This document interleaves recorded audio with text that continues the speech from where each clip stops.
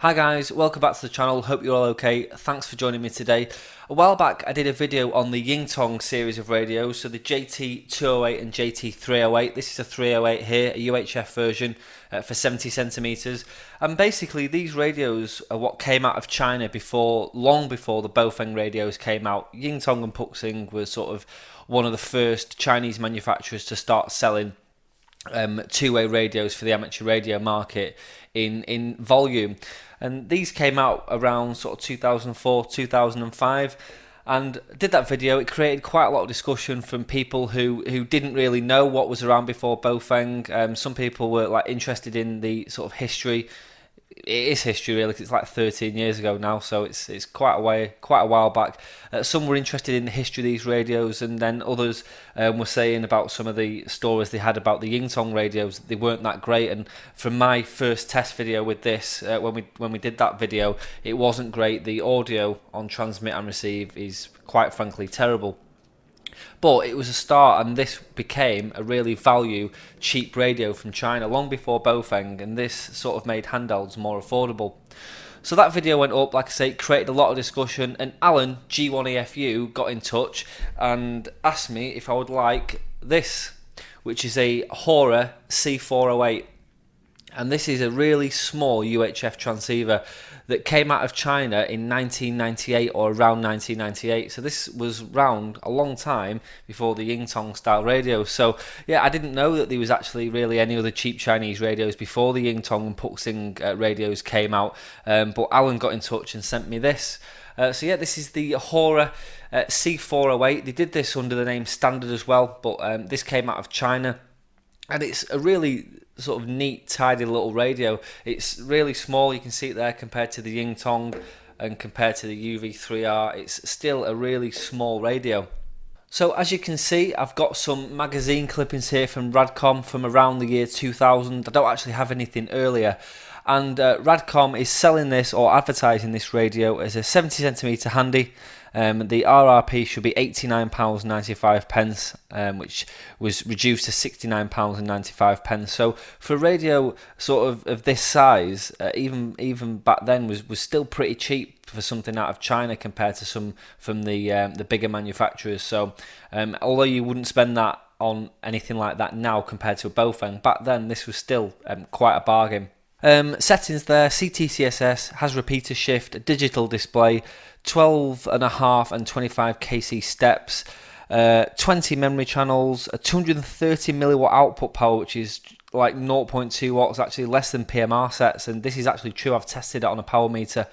And it uses two AA batteries, so it probably keeps the power low because you wouldn't get long on sort of 4 or 5 watts out of two AA batteries. So yeah, 230 milliwatts, that's like 0.23 watts, so that's really really low power. So there's no numerical keypad on this radio, and this was sort of known back at the time for being a really hard radio to program. And it is. I've got as far as putting a repeater in and left it at that. So I've put a repeater in to show you. But what we'll do is we'll bring the camera in, we'll just have a look at the buttons on this, and then we'll look through the menus on this thing, and I'll show you how I put a repeater in. Okay guys, so you can see the radio here. If we compare it to the Baofeng UV3R, it's a little bit wider, but still a very, very small transceiver. And if we look compared to the Yingtong, it's slightly shorter but a little bit wider and considerably thinner as well. So yeah, quite a simple layout on this thing. On the front we've got the keypad here, which we'll go through the buttons in a second. We've got the speaker, and the microphone is in there as well. And on the side we've got a volume control knob there, and of course the little LCD screen, and a TX and RX indicator light as well. On this side we've got a rubberized PTT there. And then on the back we've just got the battery compartment there, which takes two AA batteries. On the top we've got a rotary encoder there for changing the frequency and going through the settings, and then we've got a speaker mic port, and then the antenna is the SMA style antenna connector on the top there, which just screws in.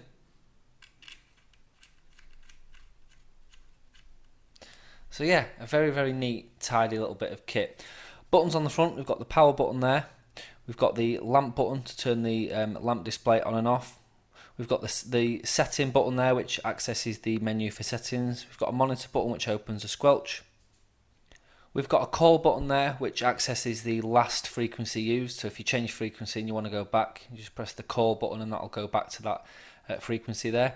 We've got a scan button to toggle scan on and off, and we've got a VFO memory button there, so that allows you to access memory channels as well as the VFO.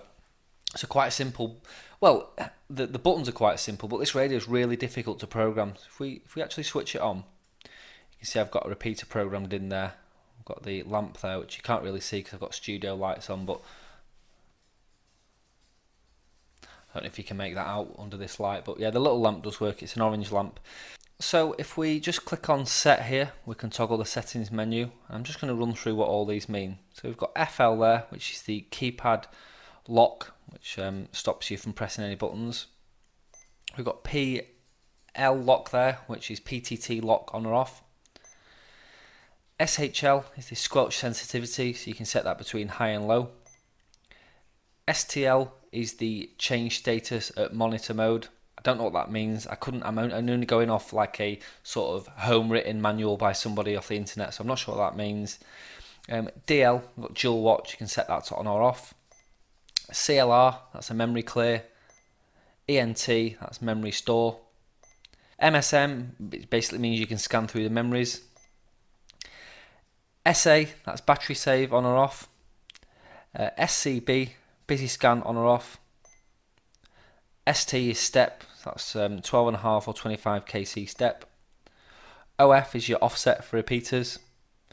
TF is your CTCSS.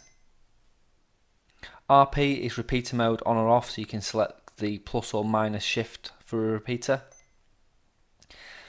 LL is lamp lock, so you can have the lamp set to on or off. APO is auto power off. FCH, basically that means you can operate this rotary selector here with the keypad locked. BZ, it looks like a 2 but it's Z, that's beep sound on or off, so the beep you can hear when we press the button turns that on and off. ARP is auto repeater function on or off. BAC, that allows you to copy a memory frequency to VFO. CH, that allows you to display a memory channel by channel number rather than frequency. DSC, I'm not sure what that actually is because there's nothing in the manual for that. And LCD, when you turn it, just resets any settings you've put in. So that's just an overview of the settings there. So what we're going to do is we're going to actually put a frequency in this. So we're going to put a repeater in. So you can just use the encoder here to go to the repeater's output. You want the output channel for a repeater. So if we go into settings,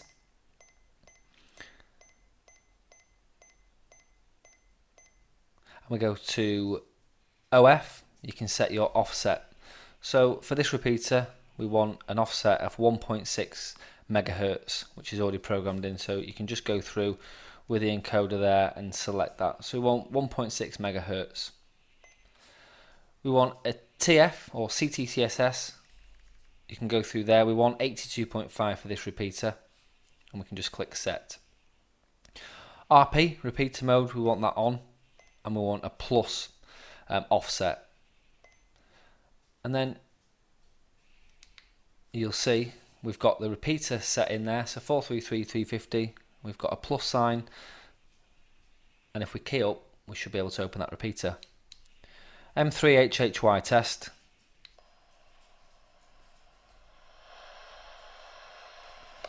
M3HHY listening GB3MR.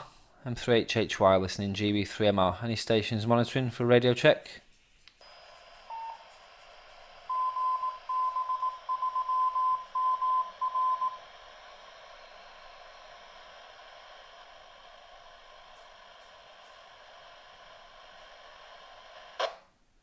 Okay, so there's nobody there, but as you can see, we're getting into the repeater.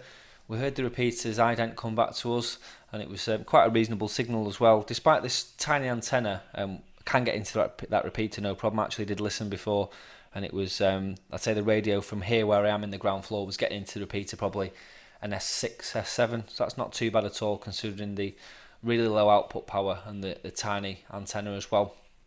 Let's just try one more time. M3HHY, M3HHY calling GB3MR, standing by for any calls, just for a radio report.